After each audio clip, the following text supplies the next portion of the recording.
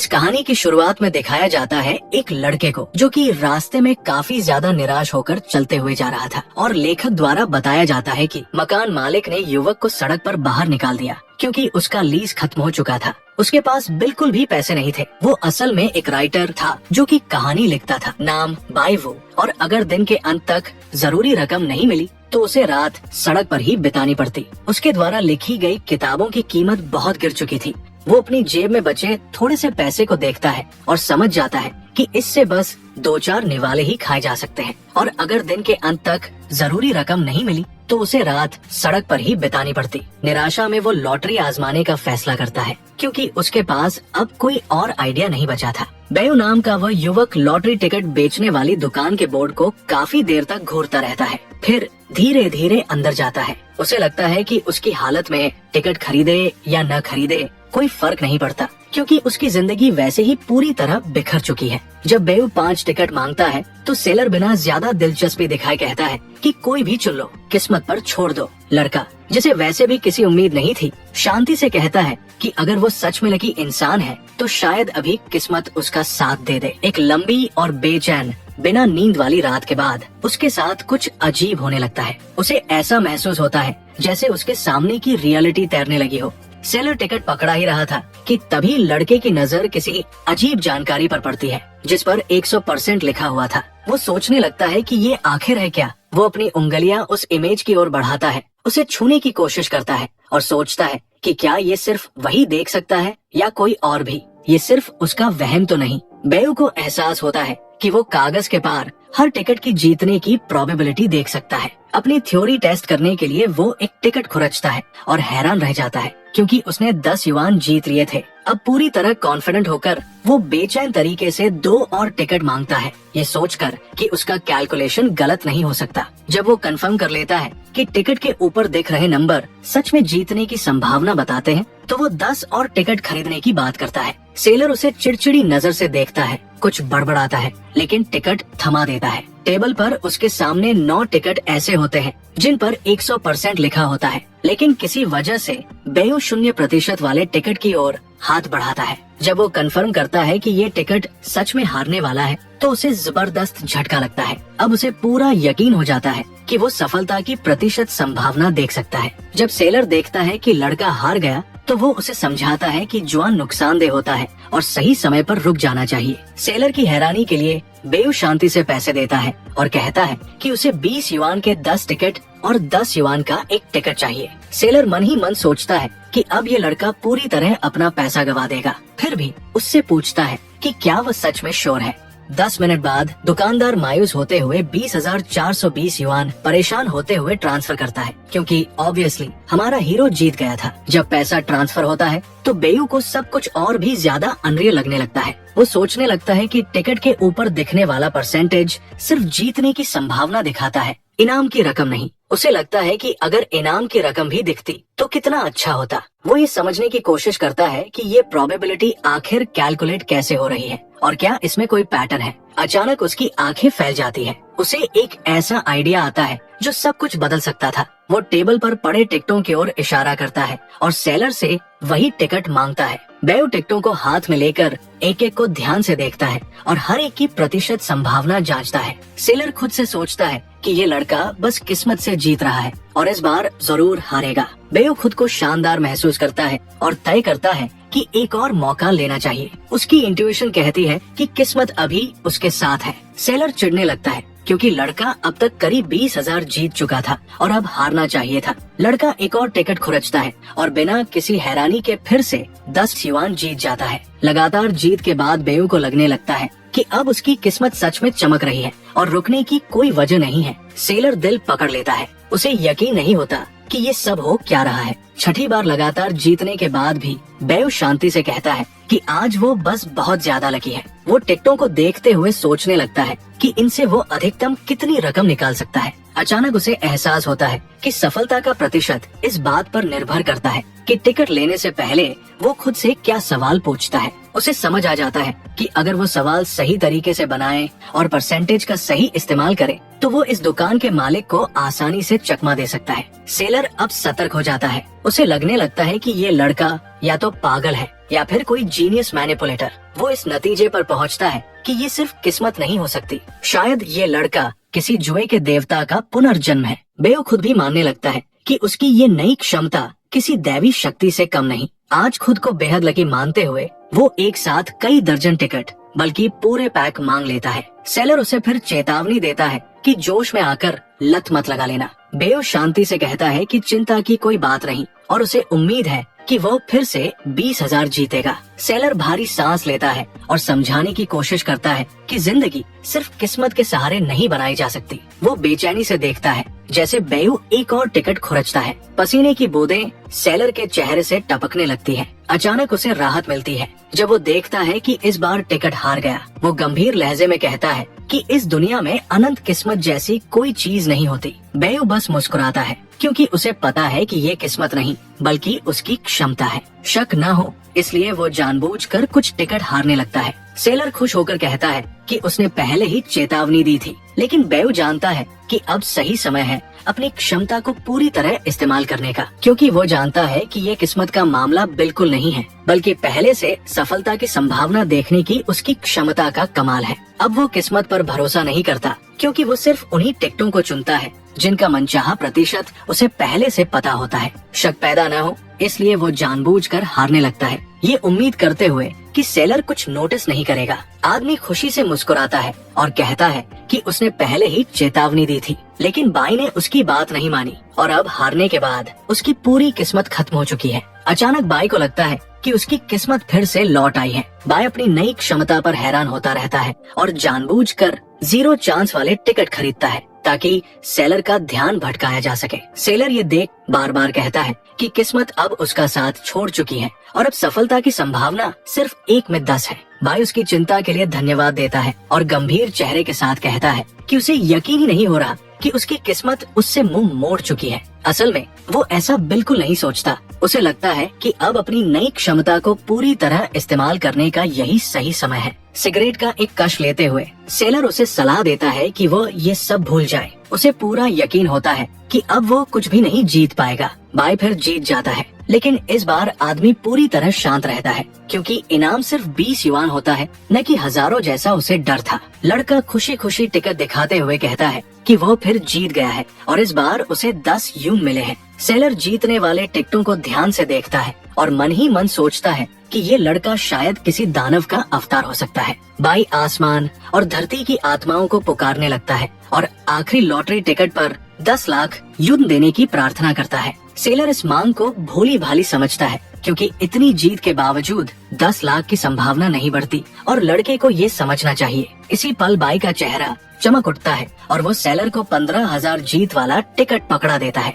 ये देखकर आदमी इतना चौंक और परेशान हो जाता है कि वो खुद को रोक नहीं पाता और जोर से चीख पड़ता है। लड़का साफ संतोष के साथ देखता है कि 15,000 उसके अकाउंट में क्रेडिट हो रहे हैं और मुस्कुराते हुए हाल की बातचीत और किस्मत की बात याद दिलाता है। आदमी चालाकी पर उतरने का फैसला करता है। उसे पता होता है कि फैक्ट्री इनाम बराबरी से बांटती है और चूंकि लड़के को पहले ही मुख्य टिकट मिल चुका है, अब सफलता की संभावना नगण्य है। वो बाई से कहता है कि आज वो सच में बेहद किस्मत वाला है और पूछता है कि वह और कितने टिकट खरीदना चाहता है। बाई टिकट स्कैन करने लगता है और जीत की संभावना देखने की कोशिश करता है। उसे पता चलता है कि अधिकतम संभावना सिर्फ 5% है। इसके बाद वो टिकट खरीदने से मना कर देता है और कहता है कि उसकी सारी किस्मत अब खत्म हो चुकी है। उसे लगता है कि अब रुकने का समय आ गया है। सेलर उसे मनाने की कोशिश करता है और कहता है कि जब वो इतना किस्मत वाला है तो उसे आधे रास्ते में हार नहीं माननी चाहिए। बाई जवाब देता है कि वो हार सकता है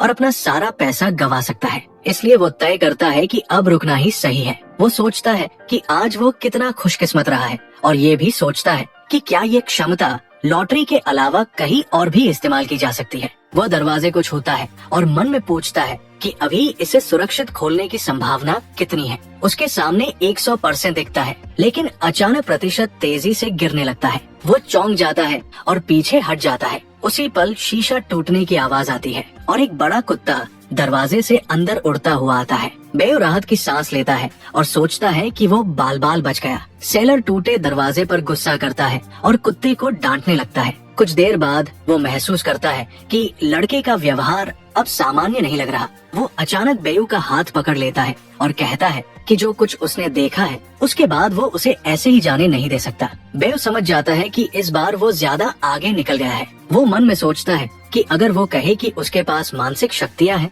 तो क्या ये आदमी मानेगा। परसेंटेज 50% दिखाता है। वो नया सवाल पूछता है। अगर वो कहे कि उसके माता पिता मशहूर जादूगर थे तो परसेंटेज बढ़ने लगता है। वो गर्व से कहता है कि उसके पास साइकिक पावर है और वो कोई सड़क छाप ठग नहीं है। सेलर शक के साथ सुनता है, लेकिन जब बेयू सीक्रेट वंश की बात करता है तो भरोसा बढ़ने लगता है। आखिर में सेलर उसे मास्टर कहकर बुलाता है और मदद मांगता है। बेयू उसकी मुआवजे की रकम का हिसाब लगाता है और बताता है कि अगर वो 42 लाख मांगे तो मना नहीं किया जाएगा। सेलर फोन करता है और कॉल खत्म होते ही हैरानी से कहता है, मुझे यकीन नहीं हो रहा, मुआवजे की रकम बिल्कुल वैसी ही निकलती है जैसी उस लड़के ने बताई थी। इसके बाद वो आदमी युवक का धन्यवाद करता है और कहता है कि वो सच में एक असली साइकिक है। सेलर को पूरा भरोसा हो जाता है कि मास्टर ने उसे एक बहुत काम की भविष्यवाणी दी है और वो कृतज्ञता में 3 लाख युआन देने का वादा करता है। वो रहस्यमय साइकिक की भूमिका बनाए रखता है और कहता है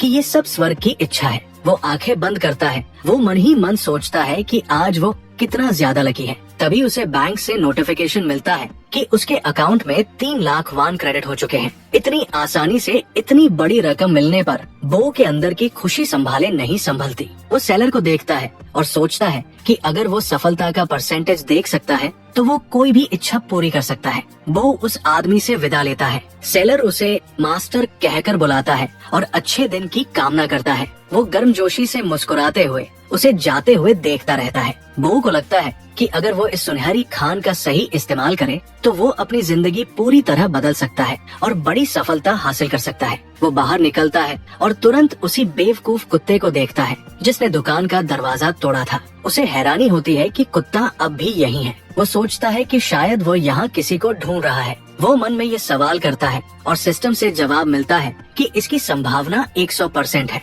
उसे याद आता है कि इसी कुत्ते की वजह से उसने पैसे कमाए थे, इसलिए वो तय करता है कि अब उसे ये एहसान चुकाना चाहिए और कुत्ते को उसके मालिक तक पहुंचना चाहिए। उधर कुत्ता खुशी खुशी पास पड़ी गेंद उठाता है और जोश में उसे हवा में उछाल देता है। गेंद पास की इमारतों और विज्ञापन बोर्ड से टकराते हुए तेजी से उछलती है और वापस आकर सीधे कुत्ते के सिर पर लगती है। इसके बाद वही गेंद तेज रफ्तार में उड़ती हुई सीधे उस लड़के के सिर पर आ लगती है। तेज दर्द में वो सिर पकड़ता है और सोचता है कि इसका मालिक आखिर ऐसे जानवर को कैसे संभालता होगा। लड़के को ये सब बेवकूफी लगता है, लेकिन वो तय करता है कि अब जब उसने जिम्मा ले ही लिया है तो मालिक को ढूंढना ही पड़ेगा। अचानक कुत्ता दौड़ पड़ता है और युवक उसके पीछे पीछे भागने लगता है, ये मानते हुए कि शायद वह उसे उसके मालिक तक ले जाएगा। भागते हुए वो कई बार सोचता है कि उसे पीछा जारी रखना चाहिए या नहीं। कुछ मिनट दौड़ने के बाद वो एक सेंट्रल पार्क में पहुंच जाता है, जहां उसकी नजर एक बेंच के पास खड़ी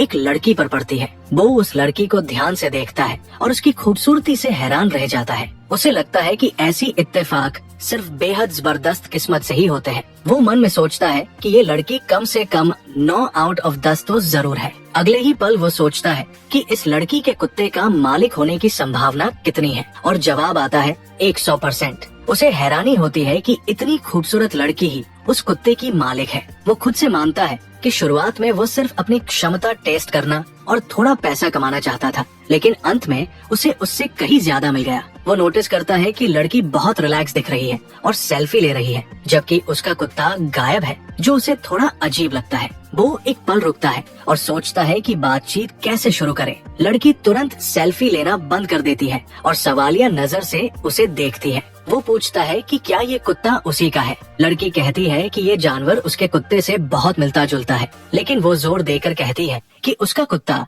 इससे कहीं ज्यादा क्यूट है। ये जवाब सुनकर बो पूरी तरह चौंक जाता है। उसे अजीब लगता है कि लड़की अपने ही कुत्ते को पहचान नहीं पा रही और उसे लगता है कि उसके साथ मजाक किया जा रहा है। लड़की आगे कहती है कि उसका कुत्ता ज्यादा खुशमिजाज और समझदार है और उसका फर भी ज्यादा स्मूथ है। वो अपनी हैरानी छुपा नहीं पाता। वो समझ नहीं पाता कि कोई अपने कुत्ते को कैसे नहीं पहचान सकता। लड़की भौहें चढ़ाकर उससे पूछती है कि आखिर दिक्कत क्या है। वो कहता है कि दिक्कत ये है कि ये उसका नहीं बल्कि उसी का कुत्ता है। लड़की हंसते हुए कहती है कि ये मजाक बिल्कुल भी फनी नहीं है और इशारा करके बताती है कि उसका कुत्ता वहाँ बेंच से बंधा हुआ है। लड़की की समझ पर शक होने के बावजूद युवक बेंच के पास पड़ा फटा हुआ कॉलर उसकी तरफ इशारा करके दिखाता है। लड़की साफ साफ हैरान हो जाती है और आखिरकार समझ जाती है कि ये सच में उसी का कुत्ता है। करीब 5 मिनट की बातचीत के बाद लड़की युवक को धन्यवाद देती है। वो कहता है कि उसे मदद करके अच्छा लगा, क्योंकि सबसे जरूरी बात यही है कि कुत्ता अपने मालिक से मिल गया। वो खुद हैरान होता है कि उसने इतनी खूबसूरत लड़की से बात की और वो सोचता है कि ये पहली बार है जब उसने इतनी सुंदर लड़की को दोस्त के रूप में ऐड किया है। वो उसका फीड देखता है जहां उसने अपने कुत्ते के साथ टहलते हुए फोटो डाली हुई है। इसके बाद वो हस्की की तस्वीरें देखता है और सोचता है कि बैकग्राउंड में बिखरा हुआ सामान देखकर लगता है कि ये कुत्ता सच में बहुत शरारती है। वो सोचता है कि अगर वो खुद ऐसा करता तो उसे कब का पीट कर बाहर निकाल दिया जाता। अगले ही पल वो आह भरता है और सोचता है कि उसे ऐसा बोलने का कोई हक नहीं, क्योंकि आज ही उसे किराए के घर से निकाल दिया गया था और ताले तक बदल दिए गए थे। लड़की कहती है कि वो बिजी है, फिर अलविदा कहती है और उसे शुभकामनाएं देती है। अचानक बेयू को एहसास होता है कि वो किसी भी काम की सफलता का परसेंटेज देख सकता है। वो सोचता है कि जब वो अमीर बन सकता है तो किराया देने की जरूरत ही क्या है। हालांकि उसके पास अब 3 लाख है, लेकिन ये शुरुआती पेमेंट के लिए भी काफी नहीं है। वो जल्दी और असरदार तरीके से पैसा कमाने का रास्ता सोचने लगता है। तभी उसकी नजर सामने लगे एंटीक मार्केट के चमकते साइन पर पड़ती है। उसे अचानक एहसास होता है कि अगर सही चीज पहचाननी आती हो तो एंटीक बहुत जल्दी पैसा दिला सकते हैं। वो एक बड़े गेट के पास खड़ा होता है जो पुराने सामानों के बाजार की ओर ले जाता है और नई संभावनाओं के बारे में सोचता है। जैसे ही वो अंदर जाता है उसे व्यापारियों की ऊंची आवाजें सुनाई देती हैं, जो प्राचीन चीजें बेहद सस्ते दामों में बेचने की पेशकश कर रहे होते हैं। बियू तुरंत व्यापारियों से घिर जाता है। उनमें से एक जोर देकर कहता है कि उसके पास नॉर्थर्न सॉन्ग युग का असली पोर्सिलेन कटोरा है और सिर्फ 50,000 में देने को तैयार है। पास खड़े 2 व्यापारी आपस में फुसफुसाते हैं। उनमें से एक मुस्कुराकर कहता है कि इस बेवकूफ नए लड़के को देखो जिसे एंटीक की कोई समझ नहीं है। बेव दुखी होकर समझ जाता है कि ये लोग उसे एक बेवकूफ, न्यूबी और आसान शिकार समझ रहे हैं जो जल्दी पैसा बनाने का मौका है। उसके विचार तभी टूटते हैं जब सामने बैठा एक व्यापारी घमंड से कहता है कि ये सारे सामान उसे विरासत में मिले हैं और उसके पूर्वज मशहूर कला प्रेमी थे। लड़का मुस्कुराते हुए सामान दिखाने को कहता है, लेकिन मन ही मन सोचता है कि इन व्यापारियों को जरा भी अंदाजा नहीं है कि इतना भोला दिखने वाला ये न्यूबी एक खास क्षमता रखता है। वो खुद से मन में सवाल करता है कि क्या इस कबाड़ के ढेर में कोई असली एंटीक मौजूद है। सिस्टम जवाब देता है 100%। बेयू को लगता है कि सब चीजें असली नहीं हो सकती, इसलिए वह और सतर्क हो जाता है। वो सामने फैले सामान को शक की नजर से देखता है। उसे एहसास होता है कि यहाँ वाकई एंटीक मौजूद है, लेकिन उसे ये नहीं पता कि कौन सी चीज कितनी पुरानी और कितनी कीमती है। वो सोचता है कि असली और बेहद दुर्लभ चीज को पहचाने कैसे। वो सिस्टम से पूछता है कि यहाँ 5,000 की कीमत वाला कोई एंटीक मिलने की संभावना कितनी है। जवाब आता है 0%। सामान को स्कैन करते हुए उसकी नजर प्रेयर बीड्स पर पड़ती है, जिनकी प्रामाणिकता 100% थी और 300 युआन की कीमत पर सफलता की संभावना 5% दिख रही थी। व्यापारी कहता है कि लड़के की नजर तेज है और बताता है कि ये माला सबसे कीमती चीज है, क्योंकि इसे कभी महारानी ने पहना था। जब वो इसके लिए 20,000 युआन मांगता है तो बेयू समझ जाता है कि उसे साफ तौर पर बेवकूफ बनाया जा रहा है और वो वहाँ से हट जाता है। बेयू मान लेता है कि ज्यादातर व्यापारी सिर्फ सड़क छाप ठग है और वो 10,000 युआन को एक की तरह इस्तेमाल करने का फैसला करता है। वो बगल के एक स्टॉल पर जाता है और पूछता है कि इस दुकान में 10,000 से ज्यादा की चीज मिलने की संभावना कितनी है। जवाब आता है 10%। वो 20,000 फिर 30,000 के बारे में पूछता है, फिर 50,000 युआन की चीज की संभावना पूछता है, जहां उसे फिर से 10% मिलता है। ये देखकर वो सोचता है कि यहाँ अच्छा पैसा कमाया जा सकता है। व्यापारी उसे तिरस्कार भरी नजर से देखता है और सोचता है कि इस न्यूबी को सबक सिखाना चाहिए। वो कहता है कि एंटीक का सौदा सिर्फ किस्मत पर नहीं चलता और दावा करता है कि वो ईमानदारी से बिजनेस करता है। इसके बाद वो एक और चीज बेचने की कोशिश करता है। कहता है कि ये सच में बहुत कीमती है, लेकिन बेयू उसे रोक देता है और साफ कहता है कि वो वही गिलास खरीदना चाहता है जिसकी वैल्यू 5 लाख होने की संभावना 100% है। बेयू सोचता है कि वो कोई साधारण न्यूबी नहीं है जिसे आसानी से ठगा जा सके, क्योंकि उसके पास प्रोबेबिलिटी मैनेजमेंट की क्षमता है। व्यापारी हैरान होता है कि लड़का 10 ब्रॉन्ज आइटम में से आखिरी वाले में ही दिलचस्पी क्यों दिखा रहा है, जिसे वो बेकार समझता है और वो दाम बढ़ाने का मन बना लेता है। बेयू उसकी नीयत समझ जाता है और मन ही मन उसे मोटा कहकर कोसता है। वो खुद को कोसता है कि उसने बहुत जल्दी दिलचस्पी दिखा दी। तभी व्यापारी उसे पोर्सिलेन देखने का ऑफर देता है। वो एक पुराना फूलदान दिखाता है और कहता है कि इसके नीचे कुम्हार के चाक के निशान देखो,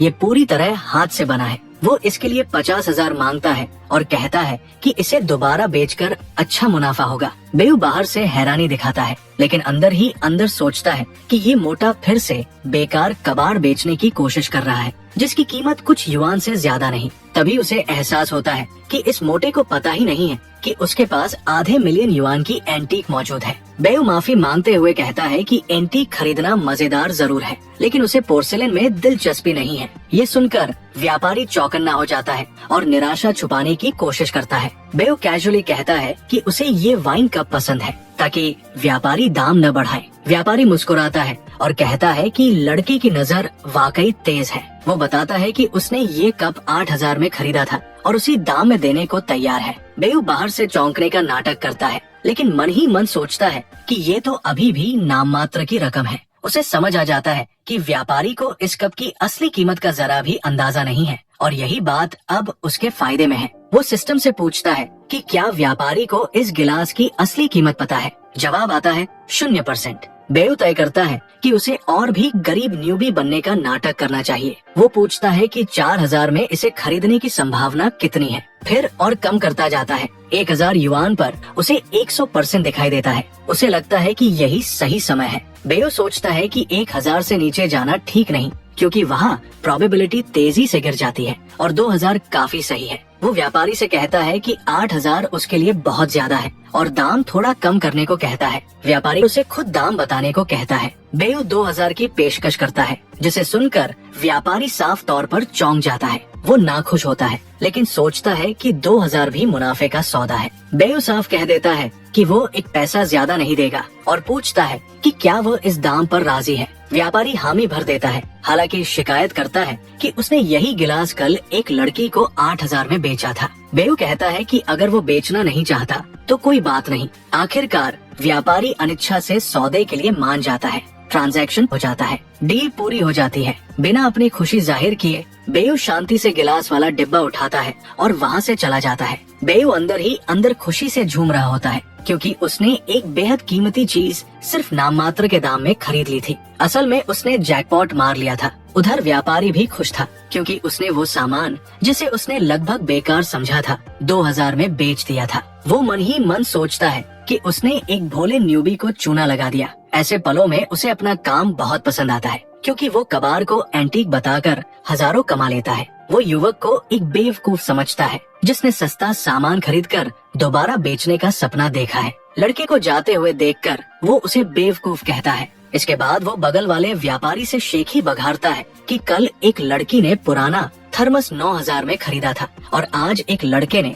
2,000 में एक ट्रिंकेट ले लिया। पास वाला व्यापारी उसे शक की नजर से देखता है और सोचता है कि इसमें इतना गर्व करने वाली बात क्या है। अचानक वो आगे की ओर उंगली उठाकर पूछता है कि क्या यही वो लड़की है जिसे उसने कल थर्मस बेचा था। वो हंसते हुए कहता है कि लगता है वो बड़ी मुसीबत में फंसने वाला है। लड़की दुकान की ओर बढ़ती है। व्यापारी बिना ऊपर देखे ही कह देता है कि वो बेचा हुआ सामान वापस नहीं लेता। लड़की उसकी बातों पर ध्यान नहीं देती, काउंटर को ध्यान से देखती है और हैरानी से नोटिस करती है कि वो चीज वहाँ मौजूद नहीं है। व्यापारी को समझ नहीं आता कि लड़की क्या चाहती है, क्योंकि उसे लग रहा था कि वो कल वाले थर्मस के पैसे वापस मांगने आई है। तभी लड़की पूछती है कि ब्रॉन्ज का वाइन गॉबलेट कहाँ है और कहती है कि वो उसके लिए हजारों युआन देने को तैयार है। जब वो दाम 50,000 तक बढ़ा देती है तो व्यापारी अपना आपा खो बैठता है और जोर जोर से चिल्लाने लगता है। वो दूर जाते हुए युवक को देखता है और सोचता है कि कहीं न कहीं अभी उसके 50,000 जा रहे हैं। उसे जबरदस्त झटका लगता है कि वो ब्रॉन्ज गॉबलेट इतना कीमती निकला।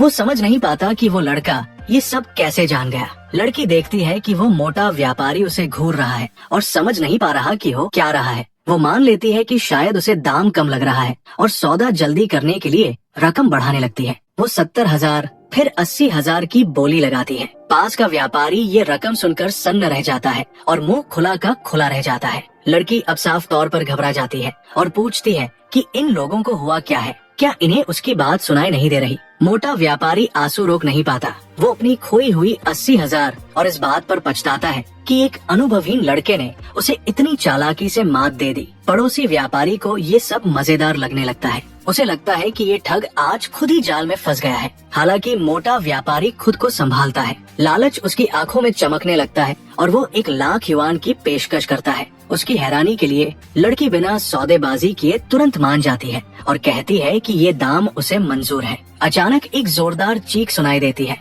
लड़की घबराकर उसकी ओर देखती है, समझ नहीं पाती कि हुआ क्या। वो आदमी जोर के झटके से जमीन पर गिर जाता है। भारी सांस लेते हुए सीने पर हाथ रखता है। पास का व्यापारी वो लड़की को बताता है कि वो गिलास पहले ही बेच दिया गया है, सिर्फ 2,000 युआन में, क्योंकि व्यापारी ने उसे मामूली कबाड़ समझ लिया था। ये सुनकर लड़की बुरी तरह चौंक जाती है और फिर से पूछती है कि क्या वो सच में वही गिलास बेच चुका है। व्यापारी लड़की से कहता है कि वो थोड़ी देर इंतजार करे और कहीं न जाए, वो अभी वापस आता है। तभी अचानक तेज शोर मचता है और कोई जोर से 3,00,000 की बोली लगाता है। सब चुप हो जाते हैं और शोर की दिशा में देखते हैं। कोई कहता है कि वो लड़का बहुत लकी है, क्योंकि उसके हाथ में जो ब्रॉन्ज गॉबलेट है उसकी कीमत कम से कम 3,00,000 है। आदमी हंसते हुए व्यापारी से पूछता है कि क्या यही वो गिलास है जिसे उसने अभी अभी कौड़ियों के भाव बेच दिया। लड़की का चेहरा पूरी तरह बदल जाता है। वो गंभीर हो जाती है क्योंकि उसे एहसास होता है कि अब एक और बड़ी समस्या सामने आ गई है।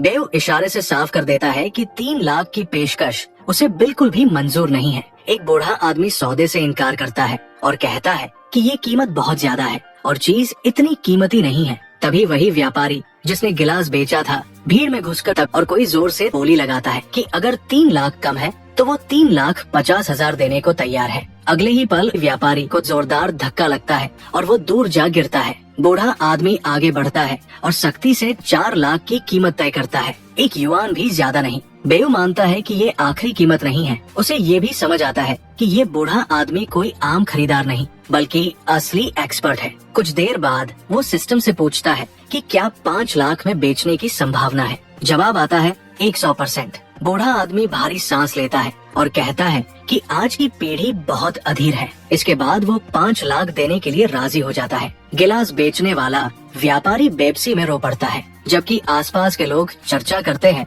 कि ये सामान कितनी पास की दुकान से खरीदा गया था और बेचने वाला अब कितना पछता रहा होगा। एक राहगीर व्यापारी के चेहरे के भाव देखकर पूछता है कि क्या उसने गलती से वही चीज बेच दी थी। भीड़ को यकीन नहीं होता कि इतना अनुभवी और मशहूर व्यापारी इतनी बड़ी गलती कर बैठा। तभी भीड़ के बीच से एक औरत की तेज आवाज गूंजती है। लड़की आत्मविश्वास से कहती है कि वो 5,50,000 देने को तैयार है। बेव लड़की की गोरी त्वचा और लंबे पैरों को देखकर प्रभावित हो जाता है। वो सोचता है कि वो सच में एक बड़ी खूबसूरती है, जैसे किस्मत की देवी खुद स्वर्ग से उतरकर उसकी जिंदगी में आ गई हो। बेव सोचता है कि पहले वो कभी इतनी खूबसूरत लड़की से बात करने की हिम्मत नहीं करता, लेकिन अब उसे लगता है कि वो सबसे सुंदर लड़कियों को भी आसानी से आकर्षित कर सकता है। वो लड़की को लगातार घूरता रहता है, जिससे वो साफ तौर पर चिड़चिड़ी हो जाती है। उसके मन में बस एक ही बात चल रही होती है, उसे ये वाइन कप हर हाल में चाहिए, नहीं तो उसके दादा उसे कभी माफ नहीं करेंगे।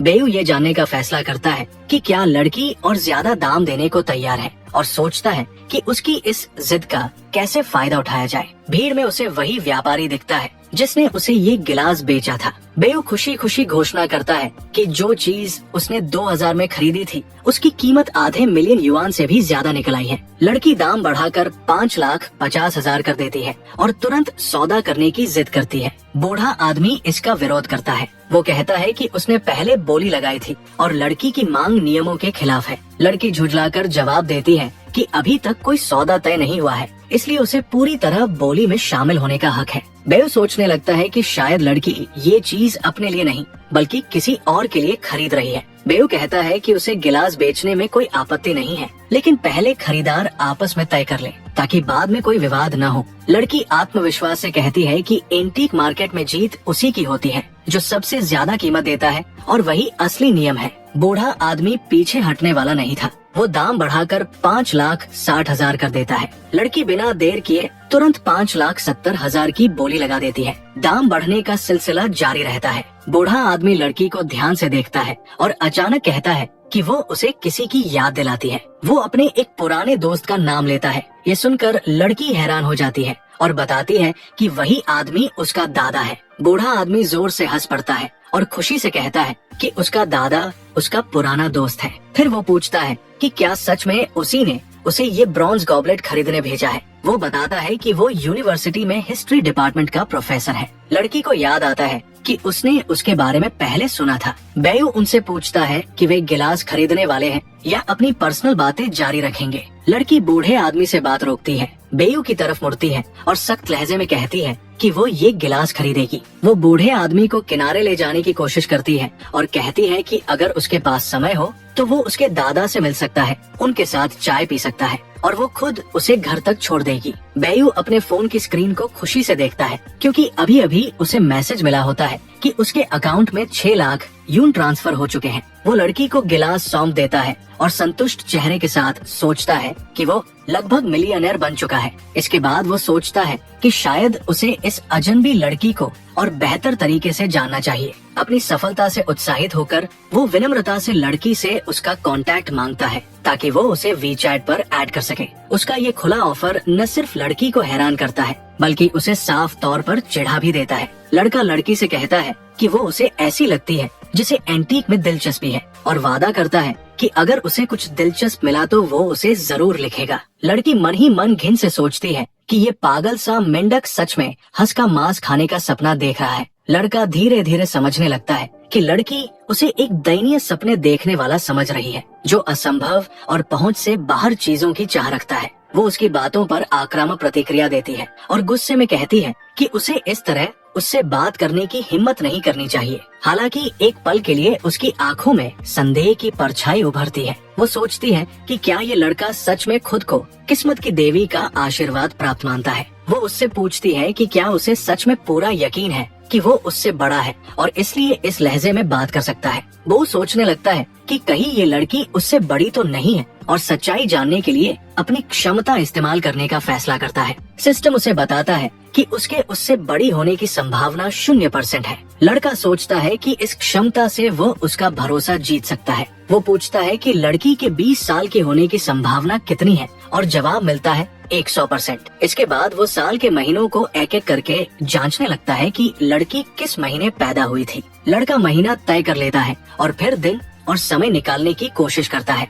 लड़की उसे हंसते और बुदबुदाते हुए देखती है और सोचती है कि इसे आखिर हुआ क्या है। वो लड़की से कहता है कि चिंता न करे और जन्म समय की गणना जारी रखता है। वो सुबह से दोपहर और दोपहर से शाम तक सारे समय आजमाता है लेकिन हर बार सफलता की संभावना 0% आती है। आखिरकार उसे सटीक जवाब मिल जाता है और वो जान लेता है कि दोनों के जन्म में सिर्फ 1 मिनट का अंतर है और वो 1 मिनट बड़ा है। वो कहता है कि वो किसी भी हालत में लड़की को बड़ी बहन नहीं बुलाएगा। लड़की सोचती है कि उसके सामने कोई पागल खड़ा है। वो मानता है कि उसे लड़की को उसकी सही उम्र और जन्म समय बताकर साबित करना चाहिए कि वो कोई साधारण इंसान नहीं है। वो गर्व से कहता है कि लड़की 20 साल की है और सितंबर के आखिर में पैदा हुई थी। लड़की जाने ही वाली होती है कि अचानक रुक जाती है और सोचती है कि इसे ये सब जानकारी कहाँ से मिली। लड़का आत्मविश्वास भरी नजर से उसे देखता है और सोचता है कि ये सब बेहद आसान था। लड़की चिढ़ने लगती है और सोचती है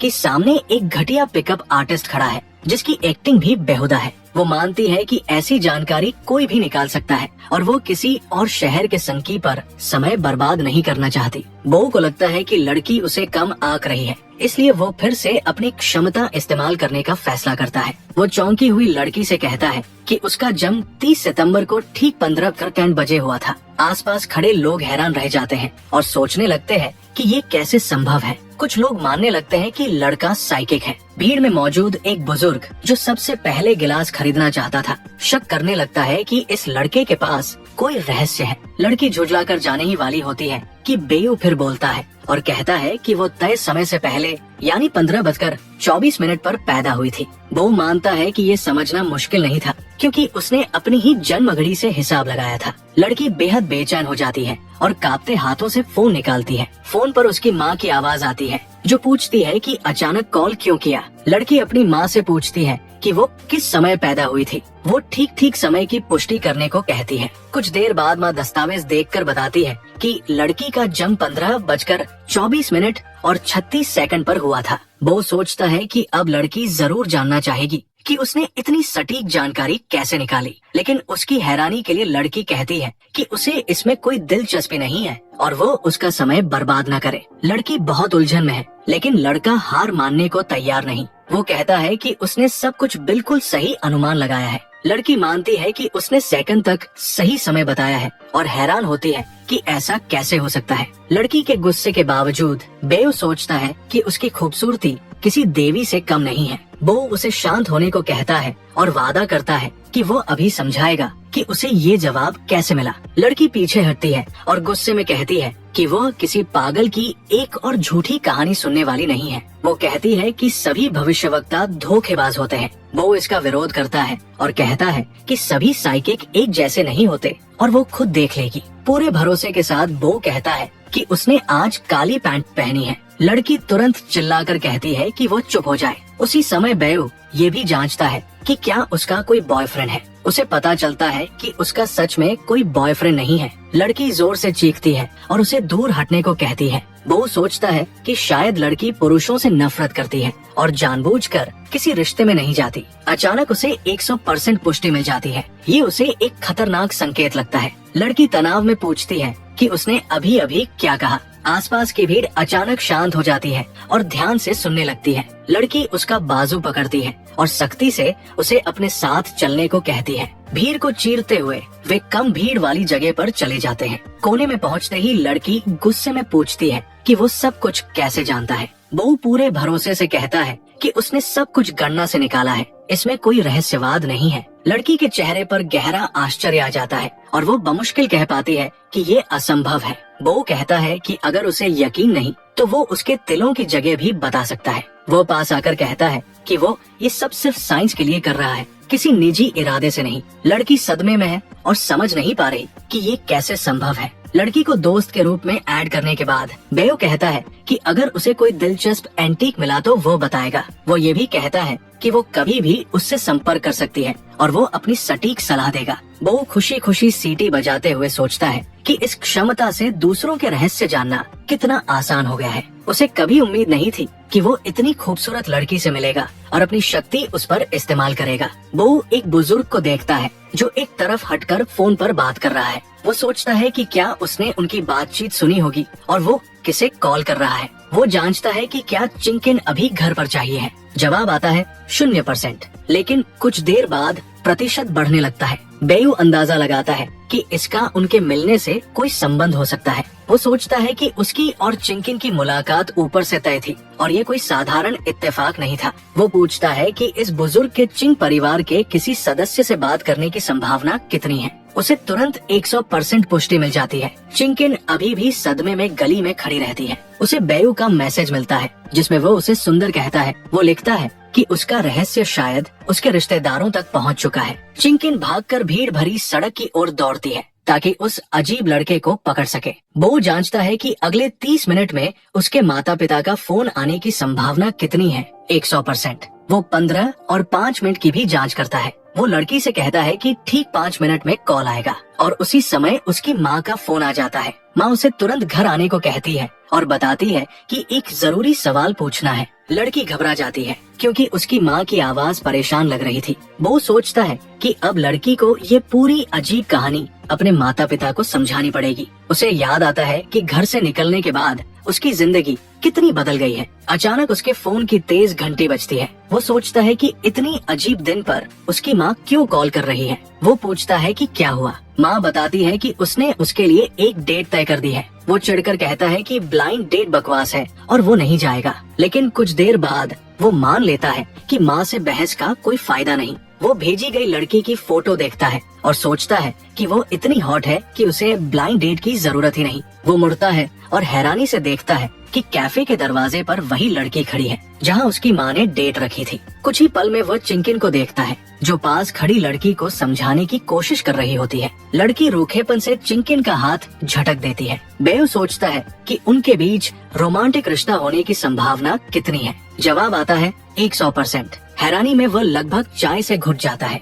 उसे समझ आता है कि एक रिश्ता तोड़ना चाहती है और दूसरी उसे बचाने की कोशिश कर रही है। उसे ये बहुत क्रूर लगता है। बेओ देखता है कि लड़की की आंखों में दृढ़ निश्चय है और वो साफ तौर पर आखिर तक जाने का फैसला कर चुकी है। तेज झटके से वो चिंकिन का हाथ छुड़ा लेती है। चिंकिन की आंखों में आंसू भर आते हैं। लड़का सोचता है कि ये स्थिति बेहद जटिल है और उसे अंदर से असहज महसूस होने लगता है। वो चिंकिन की जानलेवा नजर पकड़ लेता है और साफ तौर पर बेचैन हो जाता है। तभी लड़की उसके पास आती है और अपना नाम मोएर बताती है। वो हाथ बढ़ाकर उससे हाथ मिलाने को कहती है। मोएर कहती है कि उसे वो लड़का ठीक लगता है और अचानक डेट पर चलने का ऑफर दे देती है। उसकी आवाज काफी ऊंची होती है। कैफे में मौजूद सभी लोग इतना सीधा ऑफर सुनकर चौंक जाते हैं। बेओ खुद भी पूरी तरह उलझ जाता है। उसने ऐसी स्थिति की बिल्कुल उम्मीद नहीं की थी। वो फिर से चिंकिन की तरफ देखता है जो अपने आंसू रोक नहीं पा रही होती। बेओ बहुत तनाव महसूस करता है और सोचता है कि ये सब कुछ सही नहीं है। उसे बेचैनी होने लगती है। मोएर जवाब मांगती है और पूछती है कि क्या वो उसे पसंद नहीं करता। बेओ कहता है कि बात ऐसी नहीं है और मन ही मन सोचता है कि वह किसी फरिश्ते जैसी लगती है। मोएर झुककर उसके कान में धीमी आवाज में कहती है कि वो मजाक नहीं कर रही, वो पूरी तरह गंभीर है। इसके बाद वो अचानक बेओ से सट जाती है। ये हरकत उसके अंदर भावनाओं का तूफान खड़ा कर देती है। उसे यकीन नहीं होता कि ये सब सच में हो रहा है। अंदर से एक जवाब आता है, सफलता की संभावना 0%। बेओ को बुरा एहसास होने लगता है, लेकिन लड़की पीछे हटने वाली नहीं होती। वो एक कदम आगे बढ़ती है, उसे कसकर गले लगाती है और अचानक उसके होठों पर किस कर देती है। इतनी नई पहचान के बावजूद ये साहस चौंकाने वाला था। चिंकिन सन्न रह जाती है। वो आंखें फाड़े चुपचाप ये सब देखती रहती है। अचानक मोएर लड़के को अपने साथ चलने का न्योता देती है। बेओ सोचता है कि वे आखिर जा कहाँ रहे हैं। लड़की कहती है कि ये तो साफ है, वे उसके घर जाएंगे, उसके माता पिता से मिलने। वो ये बात ऐसे कहती है जैसे किसी सस्ते नॉवेल की लाइन हो।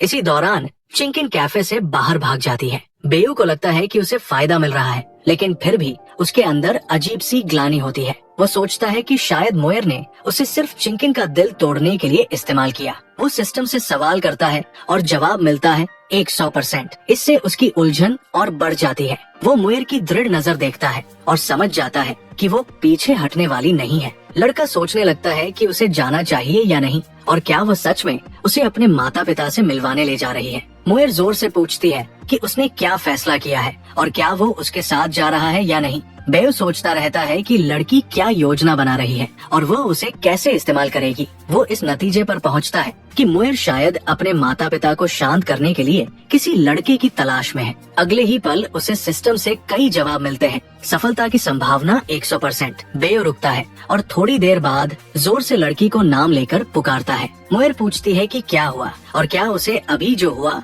उस पर पछतावा है। बेओ को गुस्सा और झुंझलाहट महसूस होती है। उसे लगता है कि खूबसूरत होने की वजह से लड़की सोचती है कि वो कुछ भी कर सकती है। उसी पल वो देखता है कि मोएर की आंखों में आंसू भर आए हैं। बेओ कहता है कि उसे कोई पछतावा नहीं है, लेकिन वो मोएर और चिंकिन के रिश्ते पर सोचने लगता है। उसे अफसोस होता है कि वो नहीं जानता मोएर असल में क्या सोच रही है। एक आरामदायक और महंगे तरीके से सजे अपार्टमेंट में लड़की की आवाज गूंजती है कि वो घर लौट आई है। दरवाजे पर एक नाराज माँ आती है और चिढ़कर पूछती है कि क्या वो फिर से किसी नाकाम ब्लाइंड डेट से लौटी है। मोएर गर्व से कहती है कि वो अपने नए बॉयफ्रेंड को माँ पापा से मिलवाना चाहती है और दरवाजे पर खड़े शर्मिंदा बेओ की ओर इशारा करती है। बेओ बहुत घबराया हुआ महसूस करता है। उसे लगता है कि उसे जबरदस्ती यहाँ लाया गया है और ये सब एक नाटक है जिसमें उसे एक तय भूमिका निभानी है। वो मान लेता है कि अब उसे इस अजीब कॉमेडी को आखिर तक निभाना पड़ेगा। माँ पूछती है कि बेटी ने पहले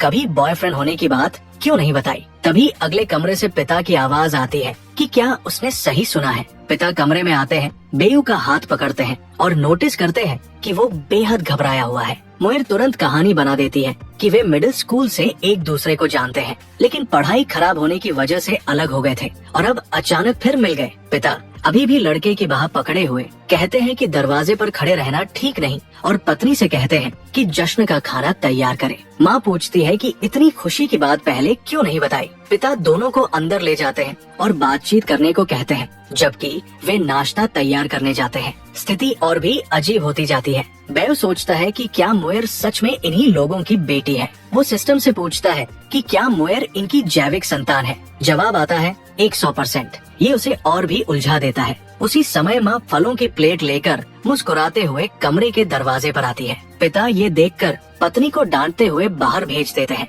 और कहते हैं कि वो युवाओं को परेशान क्यों कर रही है। वो माफी मांगते हैं और कहते हैं कि वे बातचीत जारी रखें, डिनर जल्द तैयार होगा। दरवाजा बंद होते ही मोएर बताती है कि उसके माता पिता काफी समय से उसे बॉयफ्रेंड ढूंढने के लिए कह रहे थे। बेयू सोचता है कि शायद वो बहुत समय बाद पहला लड़का है जिसे वो घर लाई है, इसलिए माता पिता का व्यवहार इतना अजीब है। वे दोनों बातें करते रहते हैं, जबकि माता पिता दरवाजे के पीछे खड़े होकर चुपचाप उनकी बातें सुनते रहते हैं। पिता बेचैन हो जाते हैं और सोचते हैं कि कहीं लड़का हालात का फायदा न उठा ले। माँ पूछती है कि वो लड़के की भावनाओं पर शक क्यों कर रहे हैं। पिता पत्नी को चुप रहने को कहते हैं और हाथ में बड़ा सा किचन क्लीवर पकड़ लेते हैं, ये कहते हुए कि सब कुछ प्लान के मुताबिक है। बेयू अब भी पूरी तरह नहीं समझ पा रहा होता, लेकिन कुछ साफ करना चाहता है। वो हिम्मत करके लड़की की ओर बढ़ता है और कहता है कि उन्हें सीधे बात करनी चाहिए। मोएर पीछे हट जाती है। बेयू उसकी घबराहट महसूस करता है और दूरी बनाए रखने का फैसला करता है। वो उसे शांत होने को कहता है और समझाता है कि उसका मतलब बस बैठकर शांति से बात करने से है। मोएर अपने व्यवहार के लिए माफी मांगती है और कहती है कि उसे इस रिश्ते की आदत डालने में थोड़ा समय चाहिए। बेयू देखता है कि लड़की नर्वस है और वो उसके पास आते ही दूरी बना लेती है। वो समझदारी दिखाने के लिए धन्यवाद देती है और कहती है कि सब ठीक हो जाएगा। बेयू उसकी खूबसूरती को निहारता है और सोचता है कि उसका हाथ पकड़ने पर उसे आराम महसूस होगा या नहीं। उसे उच्च संभावना मिलती है। वो किसके बारे में भी पूछता है और वहाँ भी ऊंचा प्रतिशत देखकर चौंक जाता है। वो खुद को समझाने की कोशिश करता है कि वो खुद को धोखा न दे। आखिरकार वो इस नतीजे पर पहुंचता है कि लड़की उसे सिर्फ अपने माता पिता को धोखा देने के लिए इस्तेमाल कर रही है। बेयू सोचता है कि सबसे पहले लड़की को खुद के साथ ईमानदार होना चाहिए। वो काफी कोशिश करके उसका हाथ बढ़ाता है, लेकिन आगे बढ़ते हुए वो अपने ही पैर से ठोकर खा जाता है और संतुलन खो देता है। तेज आवाज के साथ वो जमीन पर गिर पड़ता है। अगले ही पल गुस्से से भरे पिता हाथ में बड़ा सा किचन क्लीवर लेकर कमरे में घुस आते हैं और चिल्लाकर पूछते हैं कि क्या हुआ। वो अचानक रुकते हैं और हैरानी से बेटी और उसके पास बैठे युवक को देखते हैं। मोएर चिढ़कर अपने पिता से पूछती है कि वो क्या कर रहे हैं। माँ जल्दी से कहती है कि सब ठीक है और पिता बस ज्यादा फिक्रमंद है। वो पिता को कान पकड़कर बाहर ले जाती है। बेयू सोचता है कि ये आदमी कितना अजीब है जो चाकू लेकर कमरे में घुस आया। वो धीरे धीरे शांत होता है और सोचता है कि ये परिवार बहुत ही अजीब है। दरवाजे के बाहर माँ पिता को डांटती है कि वो पूरे घर में चाकू लेकर क्यों दौड़ रहा था। पिता सफाई देता है कि वे अपनी बेटी पर आंख मूंद कर भरोसा नहीं कर सकते। बेयू थोड़ा उदास हो जाता है और सोचता है कि ऐसे हालात में वो कैसे किसी का बॉयफ्रेंड बन सकता है। मोएर उसके पास आती है और पूछती है कि क्या वो ठीक है। बेयू सोचता है कि उसे ये रोल कब तक निभाना पड़ेगा और कहता है कि वे इस बारे में बाद में बात करेंगे। मोएर पूछती है कि क्या उसे वाकई किसी बात का पछतावा है। बेयू पलटकर पूछता है कि क्या उसे लगता है कि वो इस नाटक से अपने माता पिता से सच छुपा सकती है। वो कहता है कि बेहतर होगा कि वे ईमानदारी से बात करें, क्योंकि उसके माता पिता उसकी परवाह करते हैं। बेयू उसका हाथ पकड़ता है और दरवाजे की ओर ले जाने लगता है। मोएर गिड़गिड़ाकर कहती है कि बस एक बार उसकी मदद कर दे। अचानक बेयू के चेहरे पर अजीब सी मुस्कान आ जाती है और वो धीरे धीरे हंसने लगता है, मानो पूरी स्थिति की बेतुकापन समझ गया हो। माता पिता दरवाजे से कान लगाकर अब भी सब सुन रहे होते हैं। माँ फुसफुसाकर कहती है कि झगड़ा उसके पति की बेवकूफी की वजह से हुआ। पिता झुठलाकर कहता है कि अभी बहस का समय नहीं और उन्हें तुरंत मामला सुलझाना होगा। वे देखते हैं कि लड़का जाने वाला है और घबराकर उसे रोकने दौड़ते हैं। बेयू चुपचाप उलझे हुए माता पिता के बीच से निकल जाता है, ये सोचते हुए कि अगर वो रुका तो लड़की को और दर्द ही देगा। माता पिता सोचते रहते हैं कि उसे कैसे रोका जाए। अचानक माँ चिल्लाकर कहती है कि वो जूते न पहने सूप गिर गया है, लेकिन देर हो चुकी होती है। बेयू जूते पहन लेता है और तुरंत दर्द से चिल्ला उठता है, क्योंकि जूते में गरम और चिपचिपा सूप भरा होता है। वो अपने जूते फिर माता पिता को देखता है और सोचता है कि यहाँ किस तरह की पागलपन चल रहा है। मोएर गुस्से में माँ से पूछती है कि वो रसोई की बजाय हॉल में सूप लेकर क्या कर रही थी। पिता भी बेटी का साथ देता है। माँ जूते देखकर पूछती है कि लड़का अब घर कैसे जाएगा और तुरंत उसे रात रुकने का ऑफर देती है। बेयू समझ जाता है कि अब सब कुछ लड़की पर निर्भर है। माता पिता जोर देकर उसे रुकने को कहते हैं। वो विनम्रता से मना करता है और तुरंत एक बहाना बना देता है कि उसे अस्पताल जाना है, अपनी दादी की भतीजी के बेटे से मिलने। मोएर इस अजीब बहाने पर हल्की मुस्कान देती है। माता पिता सिर हिलाते हैं और उसके उलझे पारिवारिक रिश्तों पर चर्चा करने लगते हैं। कुछ पल के बाद बिस्तर पर लेटे हुए बेयू सोचता है कि अब पैसा कमाना कितना आसान हो गया है और तय करता है कि वो कल फिर एंटीक बाजार जाएगा। अगली सुबह होती है और बेयू एक बड़े चौक की ओर जाता है जहाँ दर्जनों एंटीक व्यापारी अपने स्टॉल लगाए होते हैं। वो व्यापारी झुंझलाकर एक एंटीक फूलदान पॉलिश कर रहा होता है और सोच रहा होता है कि कैसे कल एक न्यूबी की वजह से उसे नुकसान और बेइज्जती झेलनी पड़ी। वो इसी बात पर खीज रहा होता है कि तभी उसे अपने ऊपर पड़ती एक परछाई महसूस होती है। व्यापारी मुस्कुराता है और आगंतुक को कोई भी सामान देखने का ऑफर देता है। अगले ही पल वो डर के मारे सिहर उठता है क्योंकि सामने वही लड़का खड़ा होता है जिसने कल उससे बेहद कीमती चीज कौड़ियों के भाव खरीद ली थी। स्ट्रीट फूड खाते हुए बेयू लापरवाही से उसे नमस्ते करता है, नए सामान की ओर इशारा करता है और पूछता है कि क्या आज कुछ नया है। व्यापारी खुद को संभालते हुए व्यंग्य भरे लहजे में कहता है कि कितनी शानदार इत्तेफाक है कि वो ठीक समय पर आ गया और दावा करता है कि उसके पास दिखाने के लिए कुछ खास है। अंदर ही अंदर वो खुश होता है और सोचता है कि ये बदला लेने का सुनहरा मौका है क्योंकि इस बार उसने इस अनजान खरीदार के लिए खास सामान तैयार किया है। बेयू खाते हुए बस सिर हिलाता है और कहता है कि ऐसे में वह अपना माल आराम से दिखा सकता है। व्यापारी जीत की मुस्कान के साथ नए सामान की ओर इशारा करता है और कहता है कि वो इन्हें एक दूर दराज गांव से लाया है जहाँ लोग असली कीमत नहीं समझते। कीमत पूछने के बाद वो आदमी पूरे आत्मविश्वास के साथ पूरे सेट की कीमत 50,000 बताता है। वो लड़के के कान में फुसफुसाकर कहता है कि उसने गांव के बुजुर्ग से बात की थी और उसे पता चला कि ये विरासत सोंग राजवंश के आखिरी दौर में एक परिवार को मिली थी। वो धीरे से जोड़ता है कि ये पोर्सिलेन शायद बेहद कीमती है। इसके बाद लड़का नाटकीय अंदाज में जबरदस्त हैरानी दिखाता है और आंखें फाड़ लेता है। सेलर डिजाइन पर उंगली फेरते हुए पूरे भरोसे से कहता है कि नक्काशी और टेक्सचर देखकर साफ लगता है कि ये पोर्सिलेन प्राचीन मास्टर्स की टेक्नोलॉजी से बना है। वो कहता है कि बाई उसका सबसे अच्छा कस्टमर है, इसलिए कीमत खास तौर पर आकर्षक रखी जाएगी। चलो तुम ही बताओ इनका कितना कीमत हो सकता है। 60 दूंगा भाई। व्यापारी की रूह कांप उठती है इतना कम कीमत सुनकर। हीरो फिर जोर से कहता है, मिस्टर वांग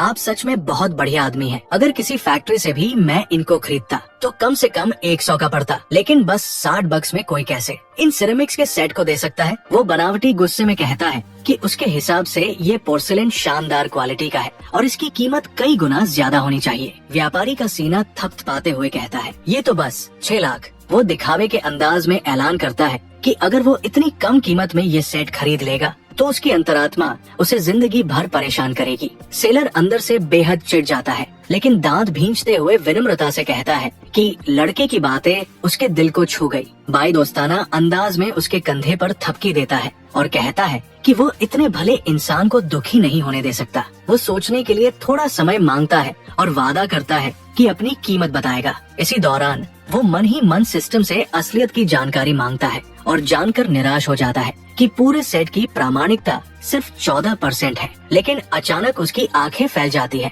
7 मूर्तियों में से एक असली निकलती है। बाई फटाफट हिसाब लगाता है कि अगर इनमें सच में एक ओरिजिनल है तो उसकी कीमत कम से कम 10 लाख होनी चाहिए। उसे पता चलता है कि इस कीमत की संभावना 90% से ज्यादा है। वो बेपरवाही से फिर पूछता है कि पूरे सेट के लिए सेलर कितनी रकम चाहता है। सेलर के अंदर जबरदस्त खुशी दौड़ जाती है और वह मुश्किल से अपनी शैतानी हंसी रोक पाता है। उसे लगता है कि उसका प्लान कामयाब हो गया है और वो इस बेवकूफ की बदौलत अमीर बनने वाला है। हंसी दबाते हुए वो गंभीर चेहरे से नई कीमत बताता है, 6 लाख। बाई उस खुशी से चमकते चेहरे वाले सेलर को ध्यान से देखता है जो मन ही मन खुद को अमीर रईस समझ रहा होता है। दरियादिली दिखाते हुए सेलर कहता है कि अगर ये कीमत ज्यादा लगे तो वो डिस्काउंट देकर 5 लाख में देने को तैयार है। बाई कहता है कि इसमें कोई दिक्कत नहीं है और तुरंत फोन निकाल लेता है। QR कोड स्कैन करके वो 5 लाख यूं ट्रांसफर कर देता है। हक्का बक्का सेलर कुछ समझ पाता उससे पहले ही बाई डिब्बा उठाता है और भीड़ में गायब हो जाता है।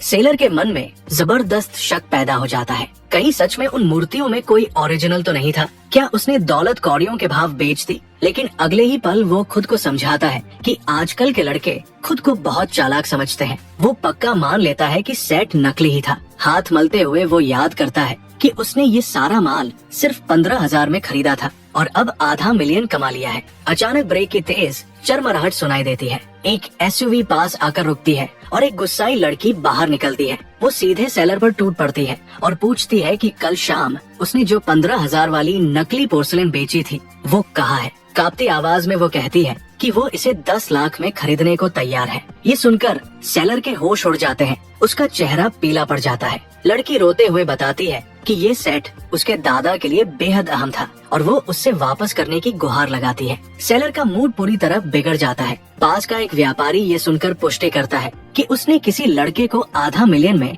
नकली पोर्सलेन खरीदते देखा था। वो ताना मारते हुए कहता है कि उसे उसकी किस्मत से बहुत जलन हो रही है। सेलर गर्व से जवाब देता है कि हुनर तजुर्बे से आता है। लड़की अचानक रो पड़ती है और बताती है कि उसने गलती से अपने दादा की असली विरासत को गलत डिब्बे में रख दिया था। सेलर उसे कहता है कि पसंदीदा होने के बावजूद वो तो नकली ही है। तभी लड़की चिल्लाती है और पूछती है कि किसने कहा ये नकली है। वो बताती है कि उन चीजों में से एक असली विरासत थी जो पीढ़ियों से चली आ रही थी। मोटे सेलर की हालत और खराब हो जाती है। उसे एहसास होता है कि उसने इस बार बहुत बड़ी गलती कर दी। पड़ोसी व्यापारी उसका खुलकर मजाक उड़ाता है और याद दिलाता है कि कल उसने गिलास महल में बेचा था और आज पोर्सलेन सस्ते में। लड़की जोर देकर पूछती है कि वो लड़का अब कहाँ गया। इधर बाई एक एंटीक एक्सपर्ट के घर में होता है। एक बुजुर्ग आदमी ध्यान से मूर्ति को देखता है और उसकी चमक व हालत की तारीफ करता है। काफी देर बाद वो कहता है कि ये वाकई एक शानदार नमूना है।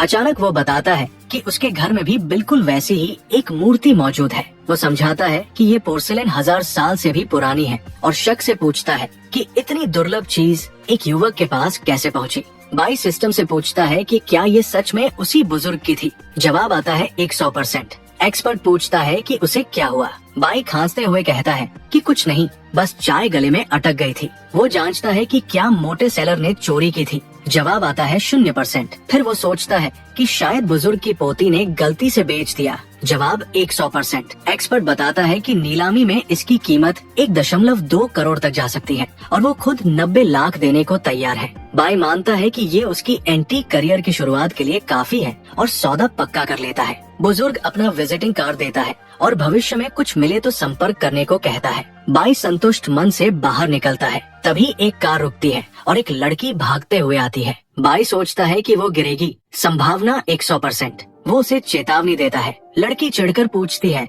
कि उसे ऐसा क्यों लगा। बाई को अचानक एहसास होता है कि यही एक्सपर्ट की पोती है। संभावना 100%। अगले ही पल लड़की सच में गिर जाती है। बाई उसे पकड़ लेता है। लड़की गुस्से में चिल्लाती है। बाई समझ जाता है कि मामला और उलझ रहा है। लोग आसपास खड़े होकर दोनों को अजीब नजरों से देखने लगते हैं और समझ नहीं पाते कि अचानक यहाँ क्या हो गया। अजनबी लड़की गुस्से में चिल्लाती है और तुरंत उसे छोड़ने को कहती है। हीरो तभी कहता है, अरे मैंने नहीं बल्कि तुमने मुझे जकड़कर पकड़ रखा है। लड़की को तुरंत स्थिति का अंदाजा हो जाता है। वो खुद को उसके हाथों से छुड़ाकर तेज झटके के साथ एक तरफ कूद जाती है और पूछती है कि आखिर वो है कौन। लड़की बेहद उत्तेजित हो जाती है और उससे पूछती है कि उसे ये सब पहले से कैसे पता था। बाई कहता है कि अब उनके बीच बात करने को कुछ नहीं बचा है और वह जाने वाला है, लेकिन लड़की उसे रुकने को कहती है। बाई जवाब देता है कि उसने कुछ भी गलत नहीं किया और उसे परेशान न किया जाए। अचानक लड़की उसके हाथ से फोन छीन लेती है और कहती है कि उसे एक जरूरी समस्या है। वो ये भी कहती है कि अगली बार वही उससे संपर्क करेगी। अपना कॉन्टैक्ट नंबर सेव करके वो फोन वापस देती है और बिना पीछे देखे चली जाती है। बाई वही खड़ा रह जाता है। कुछ देर बाद वो भीड़ भाड़ वाली सड़क पर चलते हुए बेहद अच्छे मूड में होता है। वो सोचता है कि अब उसके पास बहुत सारा पैसा है और वह जो चाहे खरीद सकता है। वो मन ही मन हिसाब लगाता है कि पहले कार लेनी चाहिए या अपार्टमेंट। इसी दौरान उसकी मुलाकात एंटीक सेलर से होती है। मोटा आदमी उससे पूछता है कि उसने पोर्सलेन कितने में बेची। बाई मुस्कुराते हुए कहता है कि उसे 90 लाख मिले। उसे हैरानी होती है कि सेलर बिल्कुल भी चौंका नहीं। ये बात बाई को अजीब लगती है। सेलर अपने असली भाव छिपा लेता है और बाई के जाते ही उसे गालियां देता है, ये सोचते हुए कि वो बदला जरूर लेगा। उधर लड़की अपने दादा के कमरे में झांकती है और देखती है कि वो वही पोर्सलेन मूर्ति देख रहे हैं जो उन्होंने 90 लाख में खरीदी थी। वो राहत महसूस करती है और बिना ध्यान खींचे निकल जाना चाहती है, लेकिन दादा उसे देख लेते हैं और शक से पूछते हैं कि वो अचानक क्यों आई। लड़की घबरा जाती है और चुप रह जाती है। दादा गौर से उसे देखते हैं और समझ जाते हैं कि कुछ गड़बड़ है। उन्हें एहसास हो जाता है कि वो वही पोर्सलेन पकड़े हुए हैं। लड़की हालात बिगड़ते देख अस्पताल जाने का बहाना बनाती है और रोते हुए अपनी दादी को फोन करती है। बुजुर्ग का चेहरा सख्त हो जाता है और वो गुस्से में पूछता है कि उसने ये सब कैसे कर दिया। पर इससे पहले कि वो लड़की को पकड़ पाता तभी दादी माँ की एंट्री हो जाती है और लड़की भागकर बाहर निकल जाती है और सोचती है कि इतनी जल्दी पोर्सिलेन बेचने वाला आखिर कौन था। उसे तुरंत वही लड़का याद आता है जिसने उसके गिरने की भविष्यवाणी की थी। उधर बाई को अचानक जोरदार झटका महसूस होता है। वो इधर उधर देखता है और सोचता है कि मोटा एंटीक सेलर कहाँ गायब हो गया। वो सिस्टम से पूछता है कि क्या वो बदला लेने की साजिश कर रहा है। जवाब आता है 100%। फिर पूछा जाता है कि क्या वो पैसा वापस लेना चाहता है। जवाब फिर 100%। बाई खुद को थोड़ा शांत करता है और सोचता है कि जब तक उसके पास ये शक्ति है वो संभल सकता है। और बस इसी के साथ दोस्तों आज के लिए बस इतना ही। नेक्स्ट पार्ट बहुत जल्द आएगा। अगर आप लोगों को ये कहानी पसंद आई तो अगला पार्ट भी इधर आपको मिल जाएगा। बाय।